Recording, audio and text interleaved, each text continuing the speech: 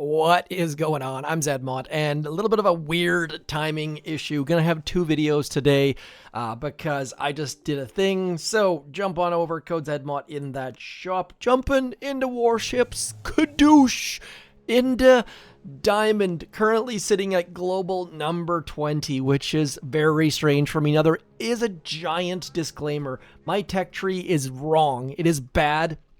You should not do it unless you want to do it, and there's a very good reason to do it. So with this tech tree, there are two primarily great deck layouts, and they're associated with this engine room, that middle one right about there, and the other really good one is this one way over here that people are calling the 7 engine room deck. Now, this is the weird season where the 7 engine room deck for me is actually the 5 engine room deck. So I have already burned the two best decks, that one and that one. Now, if I unlock this top engine room, I lose the good deck.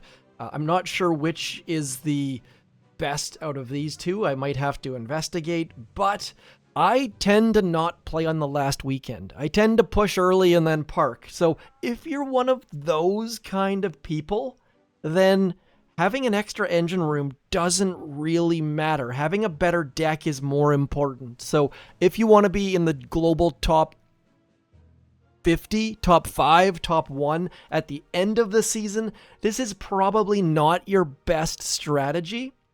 But if you're a casual player who's got a little bit of time right now, then maybe you want to go forward and get that layout, which is better than the two above and below, or go get this one. So figured I'd put that out there in case I can get you thinking about something a little bit different.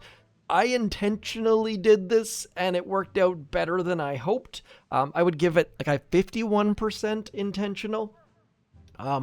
The better way to do it would probably be to get one more engine room and then get this one. That way you're at 6, and that way you don't have to go backwards through bullet to get building health, for example. So what I would probably do if I was you, and to do it again, I would get this engine room, assuming you've already got this one, and then go forwards. And so that would be a giant advantage, or at least a small advantage over me. You'd have a 6th engine room. I only have 5. I did just unlock shock launchers. Notice that I do have Barrage, but it's sitting at tick 1 because I wanted to get my Sky Shield. So very good names in this log, and I'm generally matching between a 23 and a 17 just to show how crazy the matchmaking is toward the top of the leaderboard. I will show you some hits in a second, but I wanted to get you thinking about that. My next unlock, and by the way, I got to give some credit to global number 1. I have what I think is a similar tech tree to them, so I've been copying their base, like just straight up copying it. They look like they've made some changes. My base that I have right now is their 2nd iteration with the Sky Shield, and so using people around me's tech trees to give me some influence on what I should be doing. So don't know who Icy is, but they are crushing it this season. This player right here has beat me. I had an 11 game win streak into 20, I should say, and then lost to them. And then I had I think they're even actually in my log, right? They're not in my log. Okay, so I managed to avoid them. I'm guessing they were just below Kling Klong, or just anyways, they keep beating me. They're doing some very interesting hits that I can't even show you. So against Kling Klong, a little bit lucky here. He is, I believe, the first true 7 engine room deck, and he has the best deck layout. So that is going to be a huge advantage for a little bit once he starts adding things like shock launchers and rocket launchers and all of the rest of it. 7 engine rooms. That is setting him up very much for a run at number 1. And so I'm just using 2 boats of rifles and 6 boats of Zookas, and then throwing some defibs. Now, if you're gonna unlock defib, I have a giant disclaimer for you. If we watch the beginning of my hit here, let's go back a second down into here. Notice that I drop Zookas over here, I do believe. I drop Zookas first underneath mortars, and for those of you who play this game, that is a dumb move most of the time, because you're going to lose Zookas. You'll notice right about here, I'm going to lose a bunch of Zookas to those mortars, and I know it's easy to say that now, but that is fully intentional. I am murdering Zookas intentionally, like just throwing them out there to dry, getting the rifles in the smart spots on that right-hand side, but on this left-hand side, you'll notice I've got enough troops that I don't really need all of those Zookas to start with, and that allows me to defib Zookas. If you don't defib Zookas, your defib is useless. Like, defibbing all rifles, garbage. Also, that is why I'm not using heavy choppas most of the time, because you end up defibbing either rifles or heavies, and you'll notice that I've got Zookas back here, Zookas back here, and that is how I end up with a decent time. That is fairly clutch. Oh, that's what I meant to tell you. The person who beat me is using squad leaders with Bombardiers, so they actually have 3 flares, I think, or is it 2 flares? Yeah, 3 flares. They actually have 1 flare for these guys, 1 flare for these guys, and then your regular flare. So, and also, quick note, I wanted to show you on my boss battle, the squad flare, important detail that many people have probably forgotten about, that I wish more people would forget about, that I shouldn't be telling you about. If we watch back by my sky shield, back about here, as they bring in their second flare, watch this. See that squad flare? Squad flare going through the sky shield. We're going to look at that, see how they're squad flaring both of their guys onto that back engine room. So if you're a Bombardier player, they're going to be huge. And that's probably where I'm going to go to next, because if I can defib back some Bombardiers, that would be huge. And 2 seasons ago, I leaned into Bombardiers even though I hate them, and that's how I got into rank 25. So probably going to keep going offense, even though Bombardiers offense just will pain me a little bit, but nonetheless, adding that shock launcher is going to be clutch, I hope. Also, Kaiser, another beast player. Now, reminder, these wins on these times are very much, these players are setting up for the long run. I am catching them when they're probably saving for other things. Note that using rifles to clear all of the mines. I'll show you, this is how I do a clump.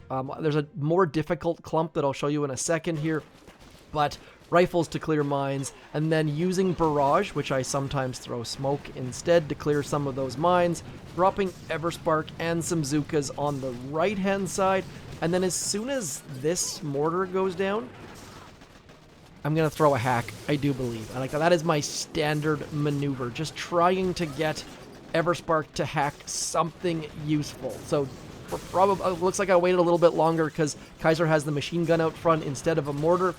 But when there's mortars out front, I am throwing hacks ASAP. So as soon as that flamethrower on the left went down, getting that hack out.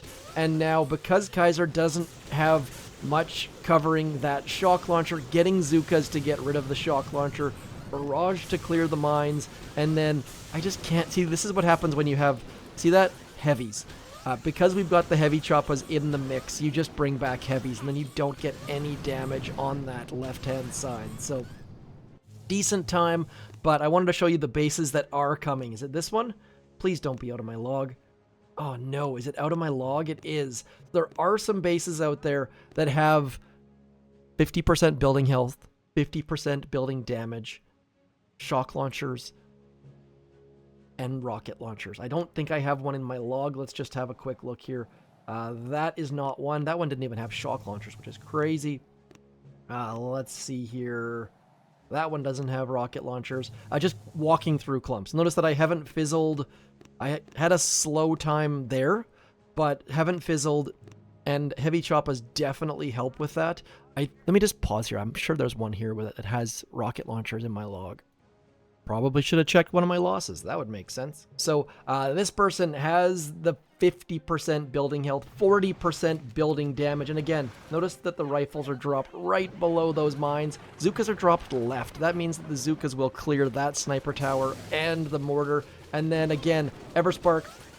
And so, you know why I said I throw smoke instead of barrages sometimes. There you go. There's an example right about there. So not ideal. Have to throw a med kit, which is not great.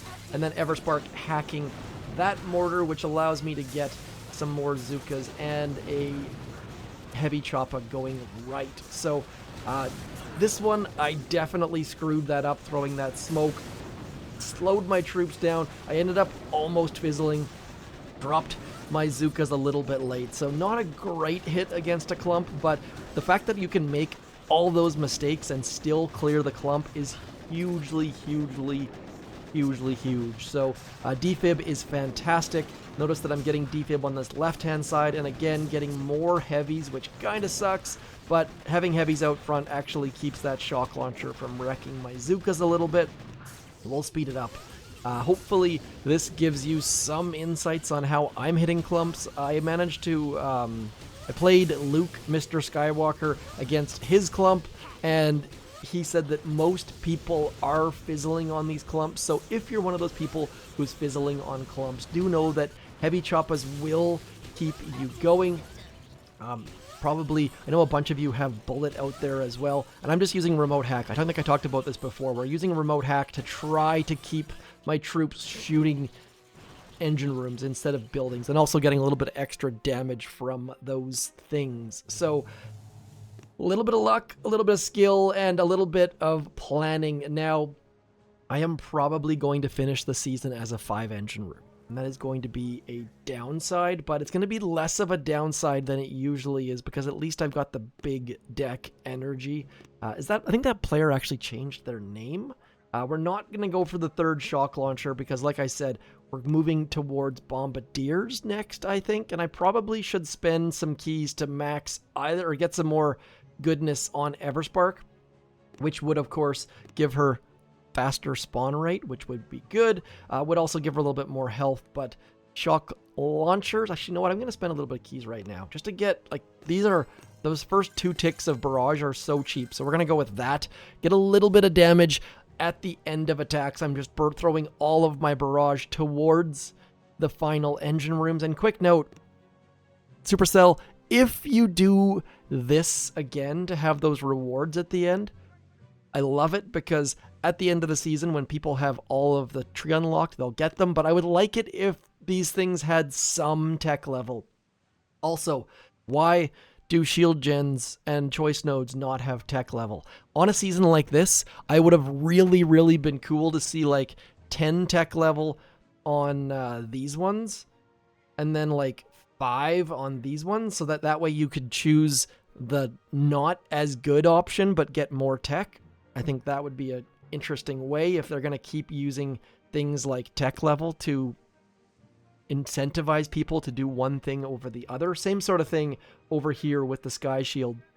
If they would have put, I think these were all 0 tech level as well, which is crazy to me, but if they would have put a little bit more onto, like, say, the Shock Blaster, knowing that people usually pick the Sky Shield or the Doom Cannon, I think that would be cool as well. So, devs, if you're out there, just some ideas. You've probably thought of all of these already, but wanted to get those out there. And one more note, still no flares. So when I talked about having 3 flares when you get into Bombardiers, I don't even have 1 flare. So it would be kind of crazy if I get into those other 2 Bombardiers without regular flares. That would be sort of hilarious. And don't upgrade your heavy choppas, I don't think. As long as you have heavies upgraded. I think I've wasted some tokens on those. But probably going to want to upgrade my shock launchers over my critter launchers, I do think, because the more critter launchers don't do a heck of a lot, except for do a little bit more damage. Wish it made them shoot faster, and if it does make them shoot faster, then I'm a dum-dum. So, anyways, no live hits today. Just wanted to get that out there. Pretty happy. Before that, like I said, went on an 11-game win streak into 11, which was awesome.